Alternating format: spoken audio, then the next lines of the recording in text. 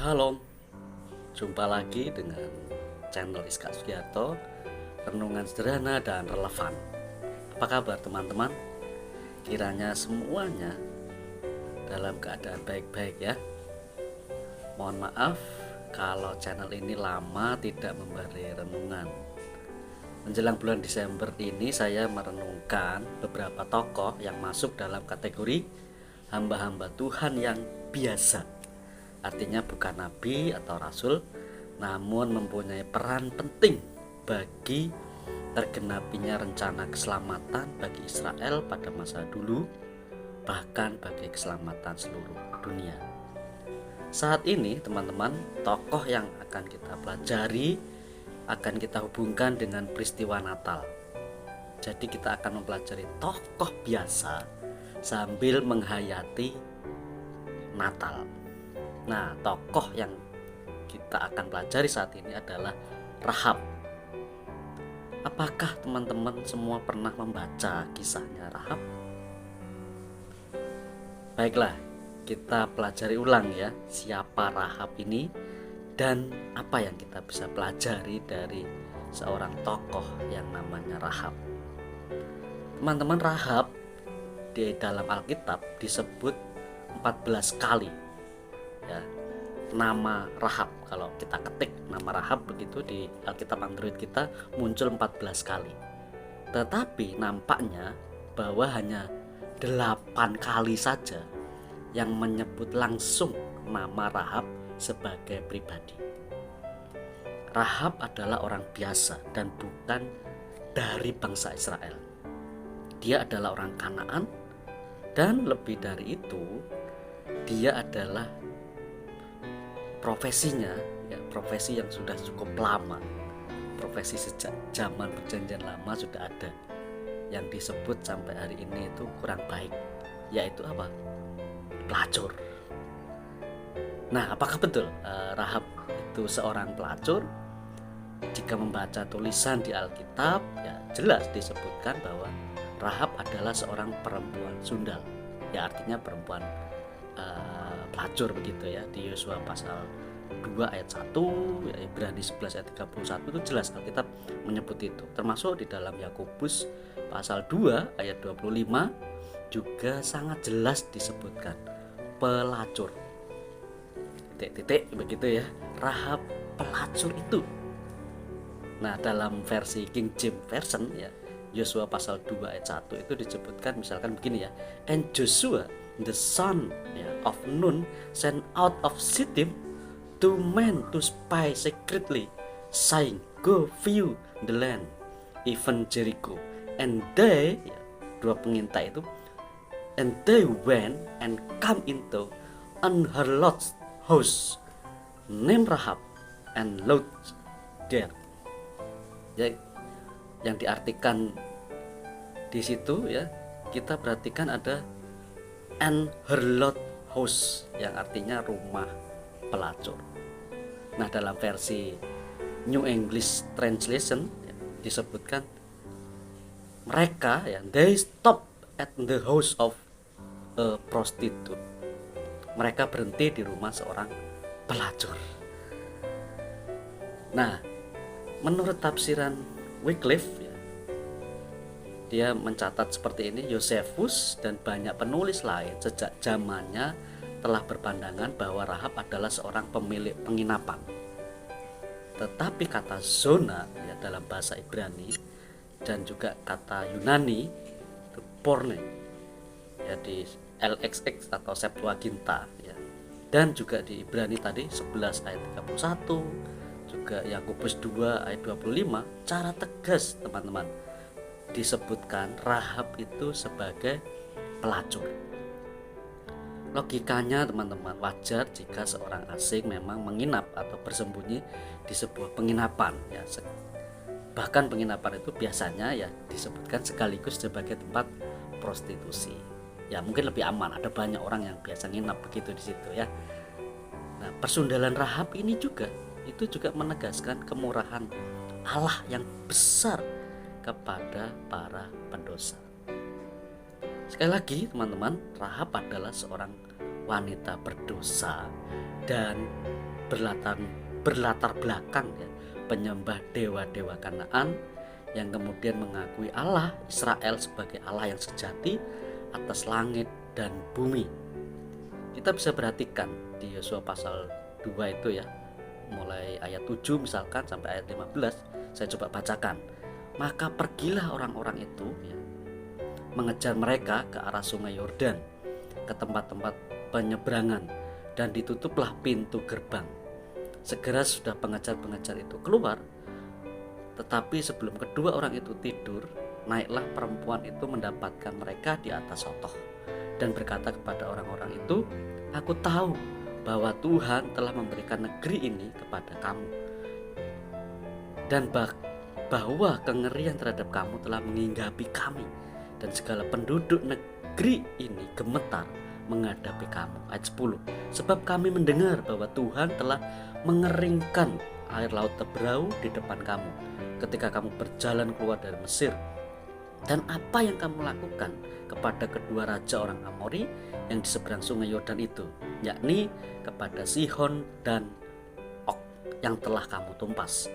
Ayat 11, ketika kami mendengar itu, tawarlah hati kami dan jatuhlah semangat tiap orang menghadapi kamu, sebab Tuhan Allahmu ialah Allah di langit di atas dan di bumi di bawah. Maka sekarang bersumpahlah kiranya demi Tuhan bahwa karena aku telah berlaku ramah terhadapmu, kamu juga akan berlaku ramah terhadap keluargaku, dan berikanlah kepadaku suatu tanda yang dapat dipercaya, bahwa kamu akan membiarkan hidup ayah dan ibuku, saudara-saudaraku yang laki-laki dan yang perempuan, dan semua orang-orang mereka, dan bahwa kamu akan menyelamatkan nyawa kami dari maut.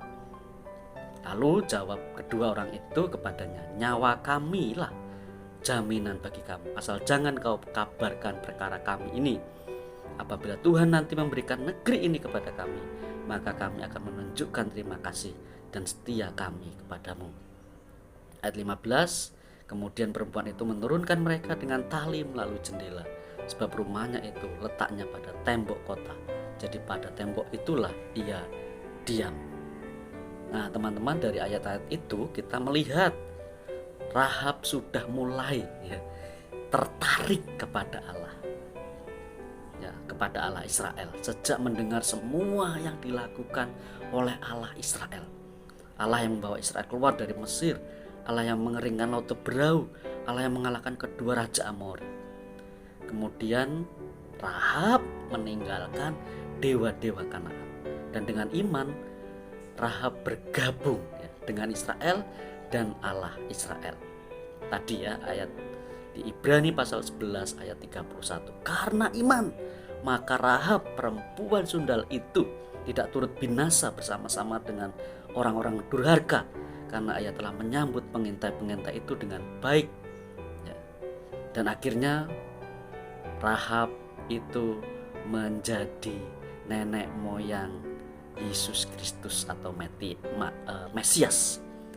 Bisa dilihat Matius pasal 1 ayat 5-6. Keselamatan Rahab melukiskan bahwa sekalipun Allah sedang melaksanakan hukuman, ia menerima setiap orang dari bangsa manapun yang takut akan dia dan yang mengamalkan kebenaran. Teman-teman, sekali lagi di kemudian hari Rahab menjadi istri dari Salmon, Matius 1 ayat 5. Salmon siapa? Salmon itu adalah salah satu pengintai yang diutus oleh Yosua. Bersama Salmon, Rahab melahirkan Boas, suaminya Rut.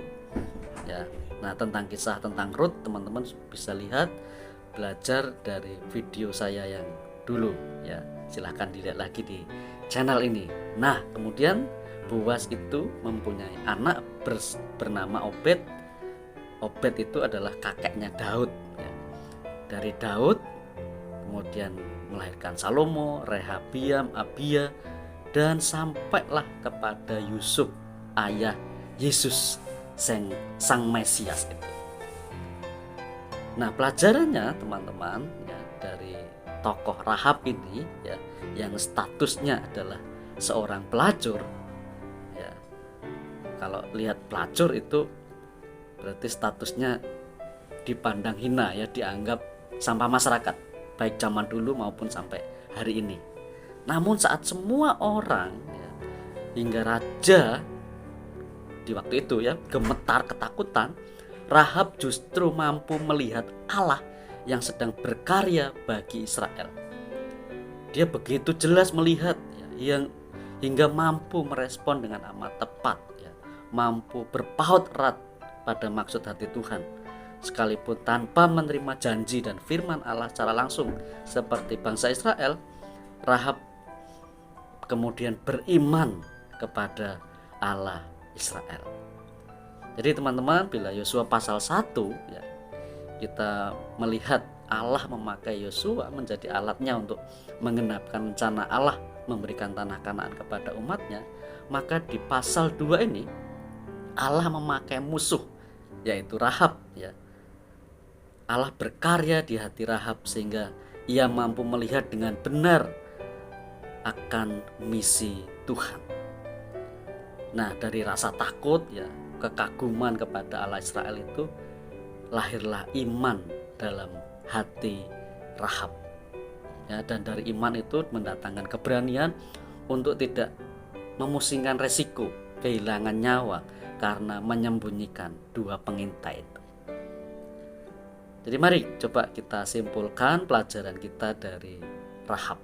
Yang pertama, kalau kita melihat proses Rahab percaya kepada Tuhan, itu mengajarkan kepada kita bahwa peristiwa-peristiwa di sekitar kita harusnya membuat percaya kita kepada Tuhan itu semakin besar, bukan sebaliknya. Yang kedua, walaupun musuh-musuh Allah selalu berupaya merintangi rencana Tuhan bagi dan melalui umatnya di dunia ini, Allah tetap berdaulat. Allah bahkan dapat mengubah para musuhnya menjadi alat untuk terlibat dalam penggenapan rencana mulia. Oleh karena itu jangan terlalu dikhawatirkan faktor-faktor perintang yang dapat menghalangi rencana Tuhan dalam hidup kita. Yang ketiga, yang terakhir, Rahab teman-teman dengan latar belakangnya sebagai pelacur ya, itu kemudian dengan imannya dan perbuatannya ya, seperti ditulis di Ibrani pasal 11 ayat 31, Yakobus 2 ayat 25, Rahab dipakai oleh Tuhan menggenapi rencananya. Maka sangatlah mungkin Tuhan memakai hidup kita, pekerjaan kita untuk menggenapi rencana Tuhan. Tuhan ingin menjadikan hidup dan pekerjaan kita sebagai sarana untuk memberkati orang-orang di sekitar kita. Nah, dari pelajaran di atas, mari teman-teman kita minta kepada Tuhan untuk menggunakan hidup dan pekerjaan kita menjadi alat yang kudus guna menggenapi rencana Tuhan bagi orang-orang di sekitar kita. Tuhan Yesus memberkati kita semua. Selamat menghayati Natal dan bertanya kepada Tuhan apa rencana Tuhan, bagaimana kita mengenapi rencana Tuhan melalui hidup dan pekerjaan kita. Terima kasih, Tuhan memberkati.